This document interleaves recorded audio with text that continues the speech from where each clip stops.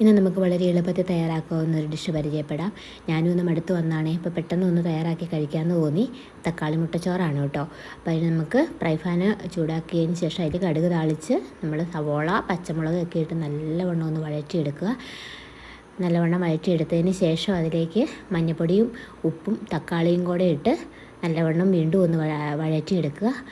കാരണം എന്നാന്ന് ചോദിച്ചാൽ നമുക്ക് വീട്ടിൽ കറിയൊന്നും ഇല്ലെങ്കിൽ യാതൊരു കറിയും വേണ്ട കേട്ടോ ഇത് കഴിക്കാനായിട്ട്. ആ മുട്ടയുടെ ഫ്ലേവറും ഇതെല്ലാം കൂടെ കൂടിയെടുക്കാൻ പറ്റും. പിന്നെ കൊച്ചു കുട്ടികൾക്കാണെങ്കിൽ തന്നെ ചോറ് കഴിക്കാനൊക്കെ മടിയാണെന്നുണ്ടെങ്കിൽ നമുക്ക് അങ്ങനെ അതും ഉപയോഗിക്കാൻ പറ്റും. ഇതുകൊണ്ട് മുട്ടയും കൂടെ നമ്മൾ പൊട്ടിച്ച് വെച്ചിട്ടുണ്ട്.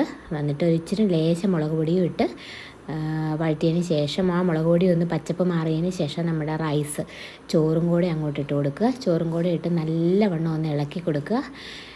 അതിനുശേഷം ലേശം കുരുമുളക് പൊടി, അത് അധികം വേണ്ട, കുറച്ച് കുരുമുളക് പൊടിയും കൂടി അങ്ങോട്ട് ഒഴിക്കുക. ഇപ്പോൾ ഏകദേശം അത് പാകമായിട്ടുണ്ട്. അതിന് ശേഷം നമ്മൾ അതിൻ്റെ മേമ്പൊടിക്കായിട്ട് ലേശം പച്ച വെളിച്ചെണ്ണയും കൂടെ ഒന്ന് ഒഴിച്ച് നോക്കിയേ. എന്താ ടേസ്റ്റ് എന്നറിയാമോ? അടിപൊളിയാണ് കേട്ടോ. എല്ലാവരും ഒന്ന് ട്രൈ ചെയ്ത് നോക്കണേ.